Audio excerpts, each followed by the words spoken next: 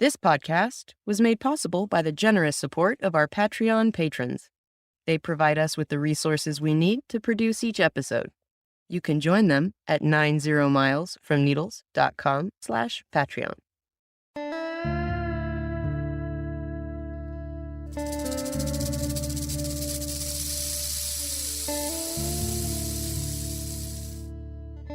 The sun is a giant blowtorch aimed at your face. There ain't no shade nowhere. Let's hope you brought enough water. It's time for 90 Miles from Needles, the Desert Protection Podcast with your hosts Chris Clark and Alicia Pike. Heat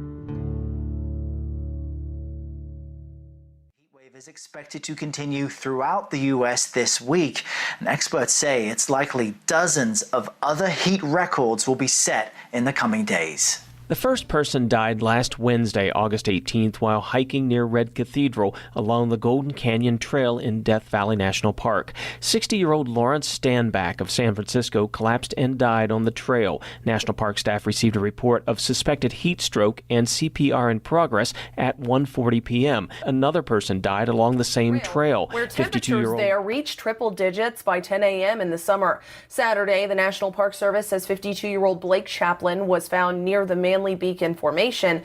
His death is under investigation. This afternoon, we've received the final autopsy report for the 31-year-old Boston woman who died while hiking on Camelback Mountain. The medical examiner says that Angela Tremonte's death was accidental, the result of heat exposure.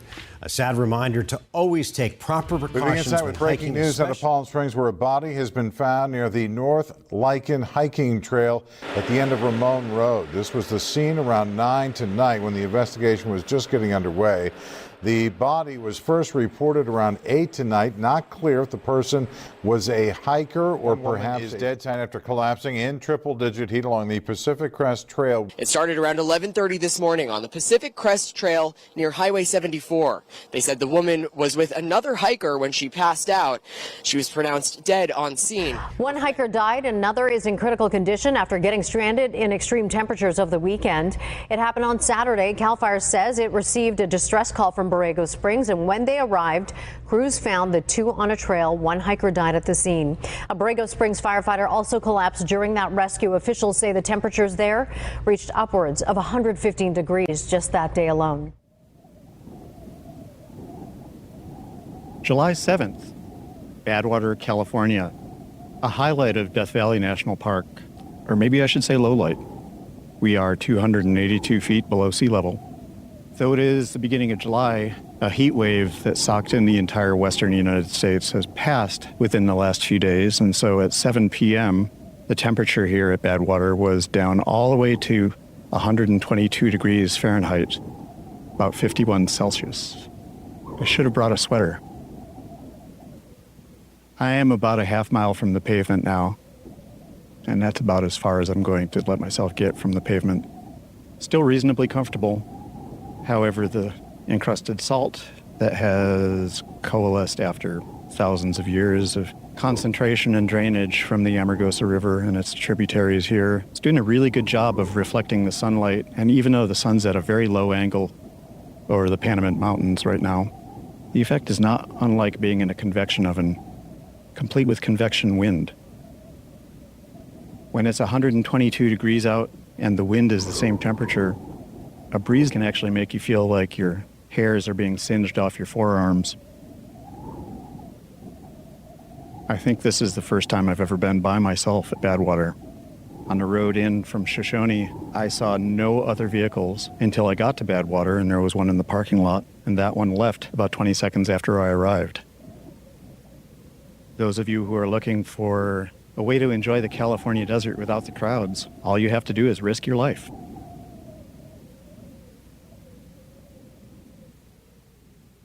Hi, and welcome to 90 Miles from Needles. That last little bit of death-defying audio was recorded July 7th, 2021 in Death Valley National Park in the Badwater Basin at 282 feet below sea level.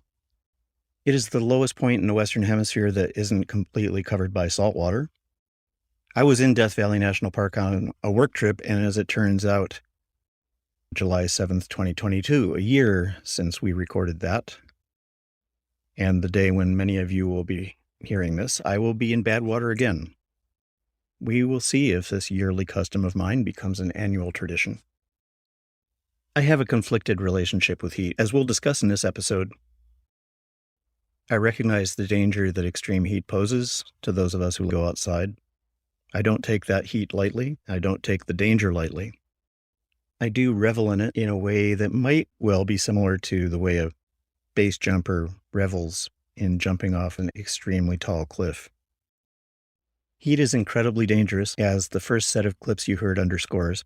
I am not immune to those dangers, nor are you. Heat can sneak up on you. It takes away your sound logic first, and then your strength.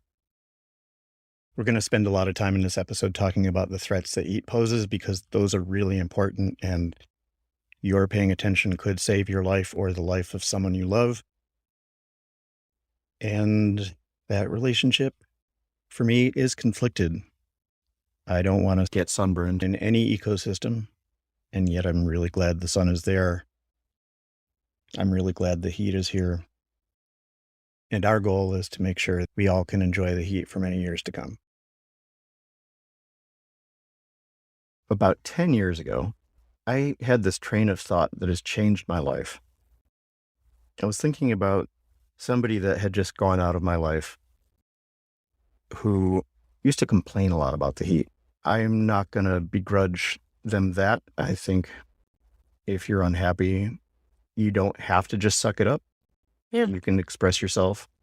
But to me, it was like when I lived in the city and I would be commuting by subway, the platform is crowded and we're all waiting and we all want to be somewhere else. And there's somebody on the platform that's just looking at their wallet shawl going, this is horrible. I can't believe how late the train is. It's a frustration that we all feel. Yeah. But there's a point at which when you complain, you're making it worse for everybody around you. That was definitely the case with this person and their complaints about the heat.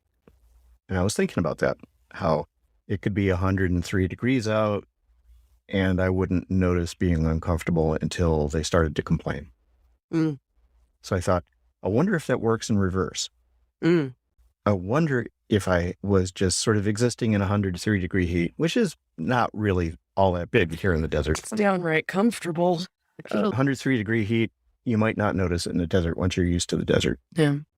But if someone started around me saying, God, I love this heat, would I feel better? Would I, instead of responding negatively to a complaint, would I respond positively to a statement of pleasure? That was interesting to think about, and there wasn't anybody around. Nobody would play that game with you? Nope. So I did it with myself. And I thought, I'm going to just, whenever I start noticing heat, I'm going to tell myself that I love the heat. Does your body really love the heat? That's what always gets me, is that your molecular structures, they can only function up until about 115, and then they start dying. It's like your body will literally be complaining to tell you, this is unsafe. You might not want to stay out here for too long. 115 is pushing it for sure. Yeah. 113 degrees Fahrenheit was my threshold for not being able to function. And up to 112, I could drive in a car that didn't have air conditioning and endure and survive and make good decisions about driving for the most part. And then 113 seemed to be where I would just go into panic survival mode. Shit ain't fun anymore. Yeah. Now that I've started to tell myself for the last 10 years that I enjoy the heat, that's gone up to around 118. And yes, if the air temperature is higher than your body temperature, it's really important to do things like hydrating and replenishing your electrolytes and staying out of the direct sun and all this kind of stuff. And we can talk about that. But one of the reasons that I got out to bad water on this particular day was just to see what it felt like. I hadn't really been outside of the built environment when it was more than 120 degrees. And it was remarkable. It was an ecstatic experience, and I am not advocating that people go out and do this willy-nilly. There were a lot of things that I had that made it almost safe. I had my car keys. The car had a half a tank of gas. That was definitely enough to get to an air-conditioned motel room or to a place with iced drinks and salty snacks. I deliberately did not push myself, said I'm going to walk away from the car until it stops being completely fun. Okay, we were all worried about you. You remember that, right? Yep. Like, we were all very worried about you doing that, yeah. Yep.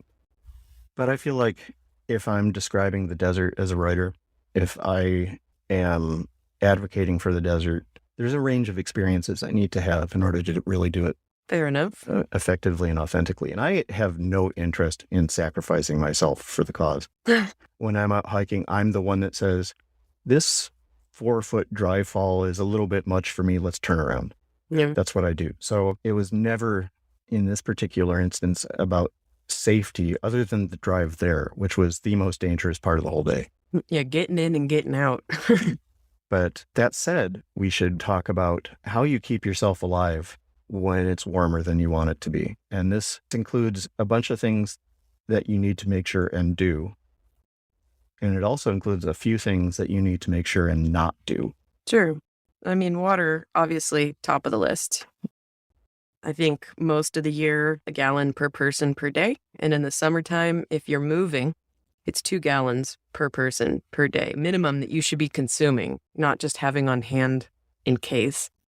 And then something I've learned about water consumption out here in the desert is starting your day already hydrated is really important. If you go out into the desert after a night of drinking and you want to go for that morning hike and your lips are a little chapped in the morning, you might want to chug that 1 gallon of water before you leave the house. Because if you go out into this heat in this desert environment already dehydrated, you get heat illness first and then heat stroke comes after that. And the symptoms of heat illness are very unpleasant. General symptoms of heat exhaustion include heavy sweating, painful muscle cramps, extreme weakness and fatigue, nausea or vomiting, dizziness or headache, body temperature normal or slightly high, fainting, pulse fast and weak, breathing fast and shallow, clammy, pale, cool, or moist skin. I do not recommend pushing yourself into that zone, and it happens to us every summer. Because you do get used to the heat, and so you start to push yourself a little bit further. And like for me, I get really grumpy. I feel extremely short-tempered, and dizzy is another. You get just a little lightheaded. And then if you're hungry at all, you're going to lose your appetite. And you're not going to be able to eat for hours. Right. And once you've entered that state, it can take you 3 days to a week for your body to recover from what you just did in 10 minutes. It doesn't take but 10 to 20 minutes to get yourself from heat illness to heat stroke. Symptoms of heat stroke: no sweating because the body cannot release heat or cool down, mental confusion, delirium, convulsions, dizziness, hot and dry skin, muscles may twitch uncontrollably, pulse can be rapid and weak, throbbing headache, shallow breathing, seizures, fits, unconsciousness and coma. Body temperature may range from 100 to 104 degrees F or higher within 15 minutes. Heat stroke is usually fatal unless emergency medical treatment is provided promptly. And then death is the next step. So being hydrated and paying very close attention to what your body is telling you is the first and foremost piece of advice. Things that you should do and should not do. Well, you should not go out dehydrated, and you should remain hydrated at all times. Right. And that leads us to the second thing that you need to do, because if you're drinking all that water, you run a risk of developing what is called hyponatremia, which means that your electrolytes are running low. Hyponatremia signs and symptoms may include nausea and vomiting, headache, confusion, loss of energy, drowsiness and fatigue, restlessness and irritability, muscle weakness, spasms or cramps, seizures, and coma. And so if you're looking for an excuse to eat an entire bag of chips by yourself, that would be the time. Mm-hmm. You're out on a desert hike and it's a little bit warmer than you expected, and you have enough water and you're drinking water. You want to replace the salts that you're sweating out. And sodium chloride is one of the most important ones. Potassium and all that kind of stuff, sure, add those on. If you have an electrolyte drink or a salt tablet or something like that, take it. But salty snacks will do it. I was at the bottom of the Grand Canyon about 20 years ago, and we were getting ready to hike out, and it was hot in the bottom of the Grand Canyon, even though there was snow on the north rim. And went to the ranger talk at Phantom Ranch the evening before we were going to start hiking out this 5,000-foot climb. And Ranger Pam, who was legendary, she talked about the importance of making sure that you stop to eat salty snacks, the importance of making sure that when your legs started to feel like lactic acid was building up, that's the muscle aches and fatigue, that you find a shady spot and lie down and put your feet up on a rock somewhere and just let gravity help the lymph system drain some of that lactic acid out. It helps the flow. And your limbs tend to swell up, so that really helps. Yep. And then some of the best advice I've ever heard in my life is something that Ranger Pam told the group that night, which is testosterone is not an electrolyte replacement. And what that means is if you're tired, you rest. Have to listen to your body. If you get to the trailhead and it's really hot and you're thinking maybe this isn't a good idea and you're not feeling 100%, you don't hike. Listen to that. I know that humans have a tendency to say, yeah, it's really hot, but I drove all this way. I planned this trip. Those expectations that you set up for yourself need to be ignored when your body is telling you something. And I'm personally speaking from experience here. I've pushed past that threshold enough times that I have damn near killed myself out here in the desert, and it will sneak up on you. So as soon as you hear that in your head, listen to it. I think one of the biggest dangers in this regard is if you are in a group of human males between the ages of 18 and 40. None of them is going to want to be the one that says, I don't think this is a good idea. That was always my job. One of the reasons that I have made it to as old as I am is that I was on occasion willing to say, yeah, I'll wait here, guys. Yeah. It's not just men. Let me just say from my own personal experience. Okay, fair enough. Tad and I were leading a group of friends through the Boy Scout trail. We were doing the through hike. So we were starting in Indian Cove, Rattlesnake Canyon area. Oh, in the hard way. Yeah. We've done it both directions. And yeah, uphill is definitely, I think it's somewhere in the 700 to 800 elevation change. And we were in the first third of the hike. And we had a mix. It was pretty much 50-50 men and women. And we always come over prepared in case someone starts to overheat or didn't bring enough food or didn't bring enough water. Tad and I are always packing extra for our friends. And I noticed my friend, female, started to fall behind. I fell back and I'm checking on her and I'm asking how she's doing. And she's a very talkative and bubbly and friendly person, and she had gotten very quiet. So that was the first thing that I noticed, and that she was slowing down. I remember walking behind her, seeing her take her spray bottle and dump it on her head. And I'm like, this is not good. She just wasted an entire hike's worth of water dumping it on her head. You start to make really bad decisions. So I start talking to her, and she's not confessing that she's not feeling well. But I can tell just by looking at her, she started to break out in red splotchy rashes on her biceps.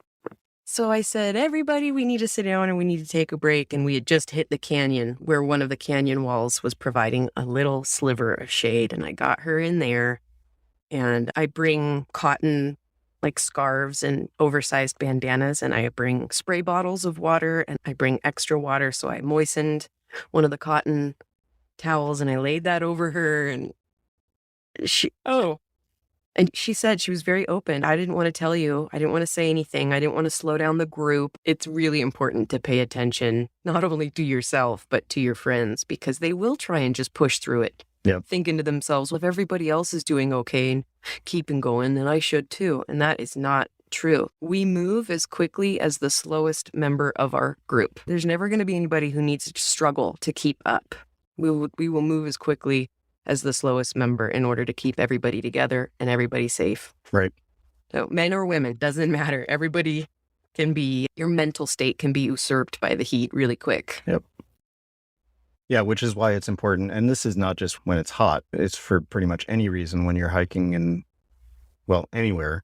Right. If it's more than a couple of people, you make sure that there's somebody who is a fit, able hiker who is bringing up the rear, run and sweep. That's me. I was at the back.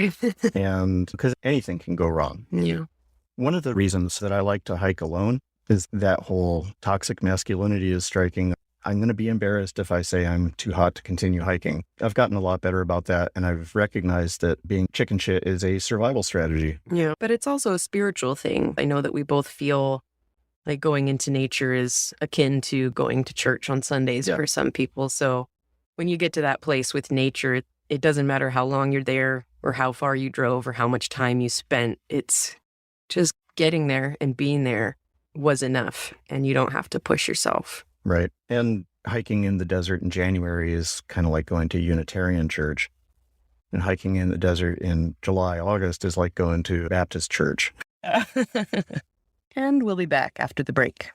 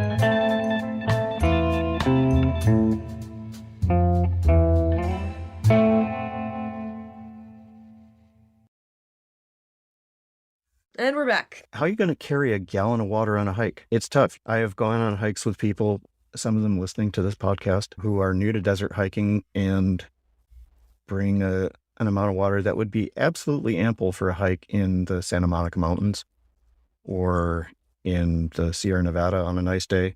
By the time you hear this, we will have a link on our website at 90milesfromneedles.com to buy some branded water bottle swag in a size that is getting close to what you'd want for a desert hike in a time when it is not quite so blisteringly hot, a liter. So, if you wanted to buy 6 of them, then that'd be about right. We're happy to sell you those. They support the podcast. Really, I think a better approach is to use, just to explain what I'm talking about, I will use a common brand name. There are a bunch of different companies that make hiking water reservoirs, like Camelback is what everybody thinks of. I like the term dromedary bag. The dromedary bag. Yeah. But basically, some way that you can have 3 or 4 liters of water on your back that you can just keep sipping out of the hose. The hose is right in front of your face. Well, an important thing to note is 1 gallon of water weighs 8 pounds. Yep. So that's an extra 16 pounds that you need to account for carrying. And I personally have old injuries I have to deal with, and I have a 20-pound weight limit. So hiking in the desert is very challenging for me because the weight of a pack that I need to do a long day hike in good conditions is 30 pounds. And that's mostly water and food. Also, when you're hiking in the heat, when you come to your halfway point of water, no matter what your intentions were for your hike, that's your turnaround time when half your water is gone. Yep. Yeah, absolutely. I think ultralight hiking gear has a lot of purposes, and one of them is for day hikes in the desert so that you can carry enough water. But absolutely, drink when you're thirsty. Don't believe the thing about by the time you're thirsty, it's already too late. That is marketing BS for sports drinks. Thirst is a fine-tuned method for knowing when you need to drink water. Drink when you're thirsty. It's easier if you've got something to sip on that's right in front of your face, which is why I really like hiking backpack bladders of whatever brand. I'm not going to shy away from doing an unpaid ad for Camelback. That's the brand that I've used for 20 years. I love having the hose right there next to you. And I have tried other brands, but Camelback reliably doesn't leak. Their designs are intuitive, and it doesn't sound like you'd need to be intuitive to design a bag of water. But when you have a bladder that lasts, and not your bladder, but a whole bag of water that lasts 10, 15 years and serves you well, it's a good investment. Yep. And hey, if Camelback decided to send us a case of Camelback bladders, we could get them away to our Patreon support. We certainly would love to spread the water love. One really important thing, and I think this one's hard for a lot of people to cope with, but if you are planning a desert hike when it's warm, do not bring your goddamn dog.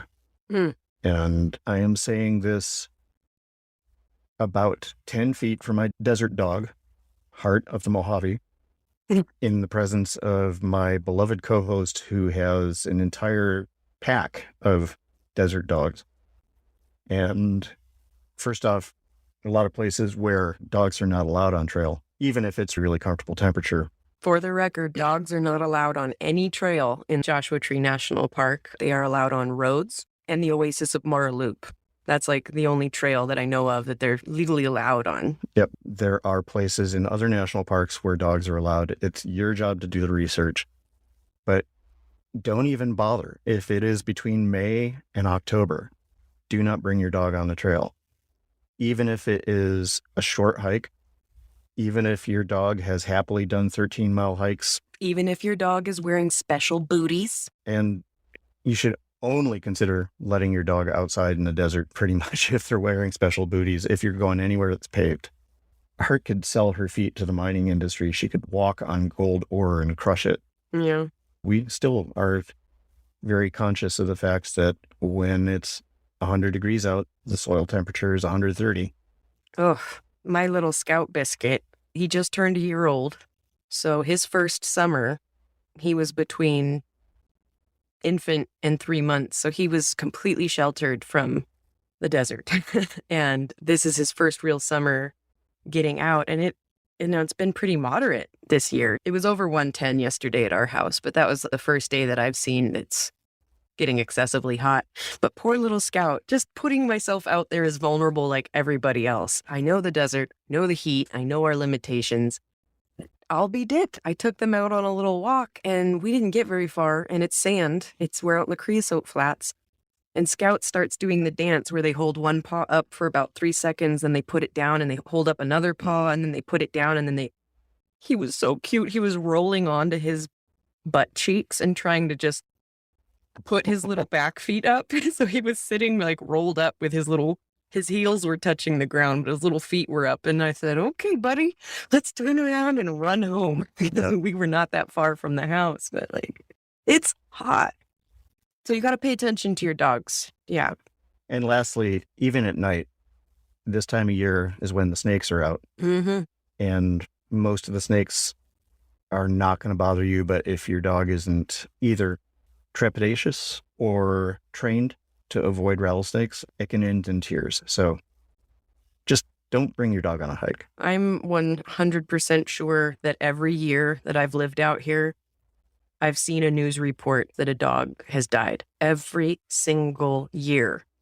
Inside Joshua Tree National Park, a popular hike, the 49 Palms Oasis, people think it's a short and easy hike to do in the morning, but every year you get a dog that dies on that trail, and booties or no booties, that intense heat. And something about that 49 Palms hike is that there's zero shade on the way in and out. And if you haven't been on the trail, you don't know that. And it's heartbreaking that someone loses their buddy every year.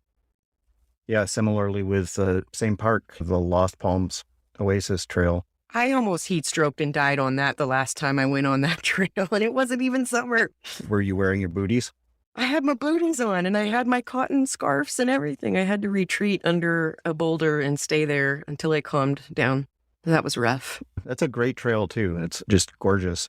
But it's one that you never want to come back on because you just feel like you can keep going and it's just so beautiful. But I felt like I wasn't going to come back forever. Have you made it to the Oasis? Mhm. Okay. Yeah.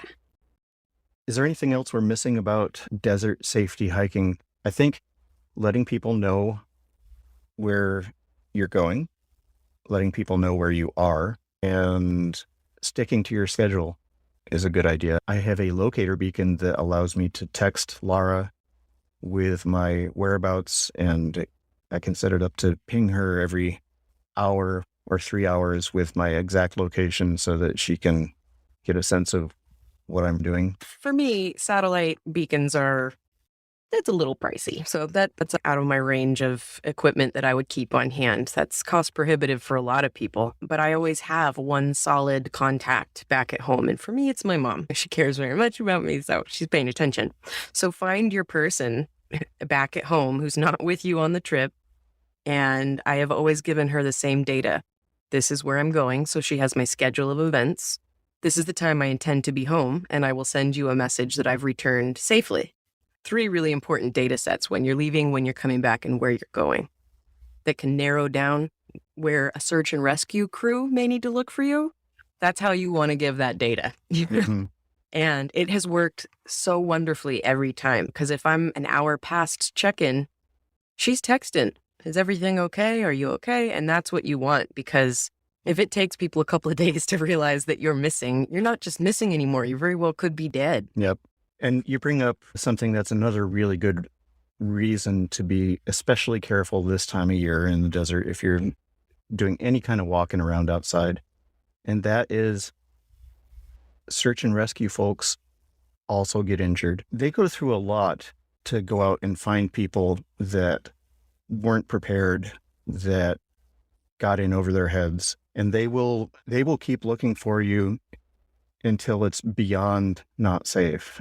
And we do not want to put these folks at risk unnecessarily because they're doing an important, heroic job. Absolutely.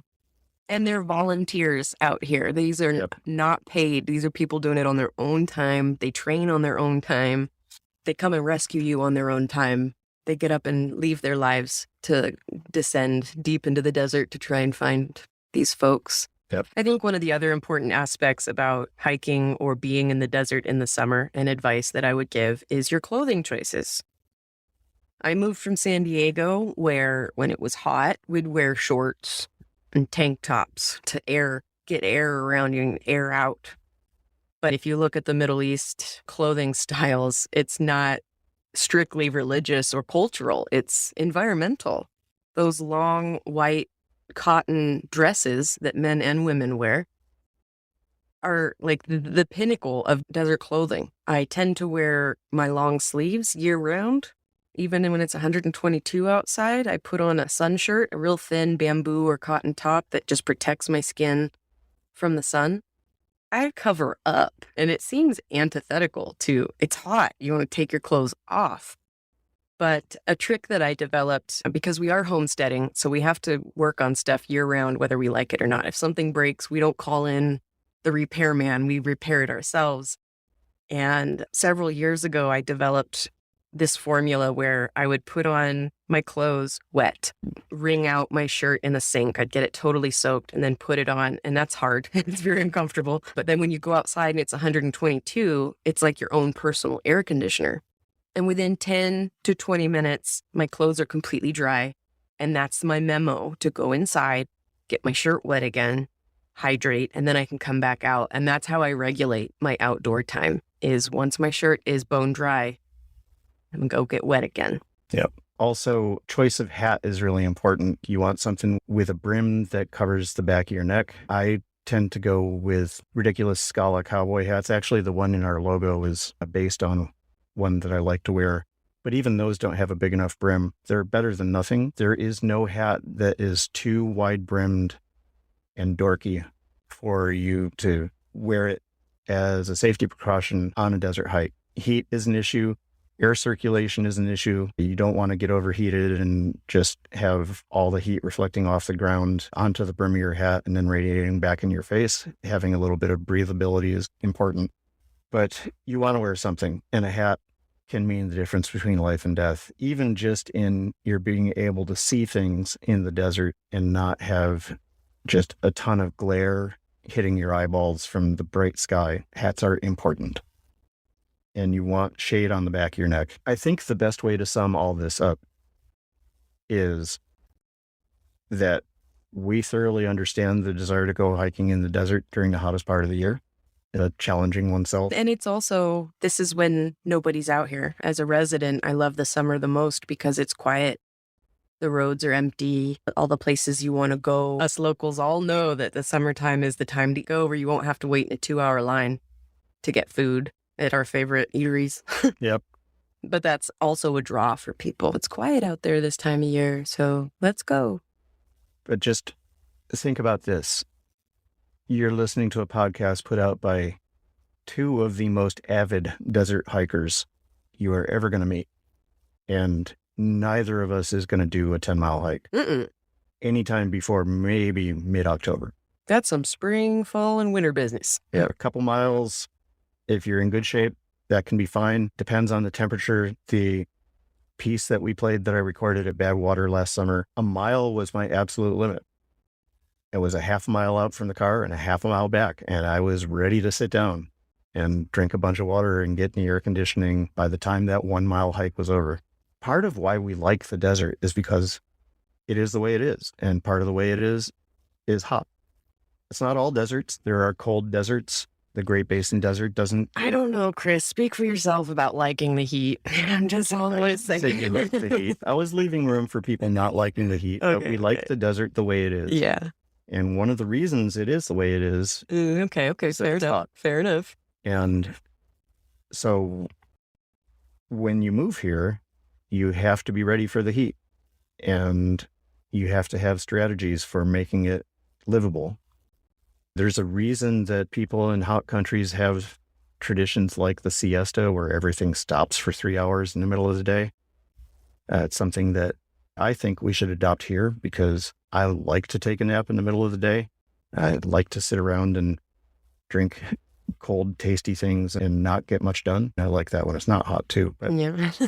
The desert is hot. It's getting hotter. We don't know what that means yet. Yeah. If there was ever a reason to work to keep climate change from getting worse, the desert provides one. People that come here that don't adjust their expectations end up damaging the desert, or they end up damaging themselves, or both. And we would like to prevent both of those. All right, that's all for this time. I'm Alicia Pike. And I'm Chris Clark. This has been 90 Miles from Needles.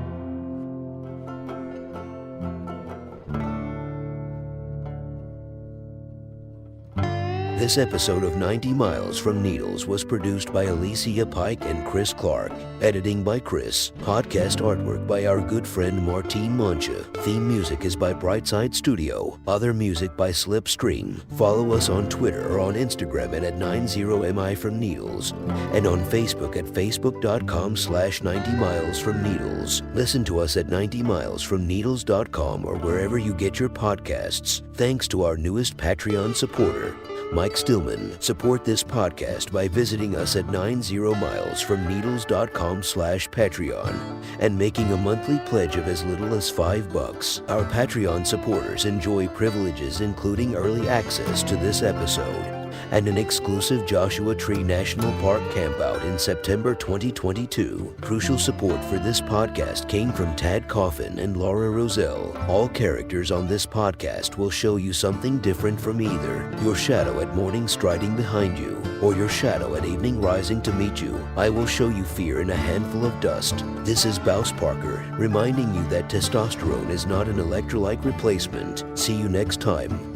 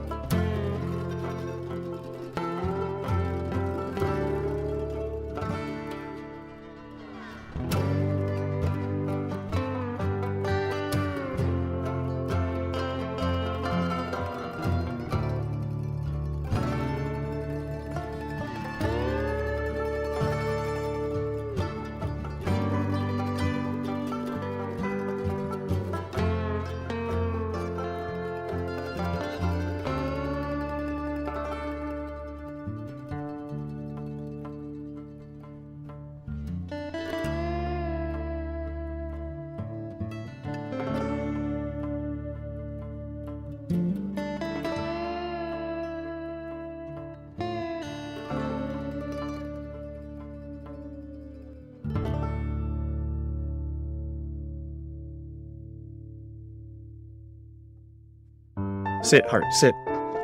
Good dog.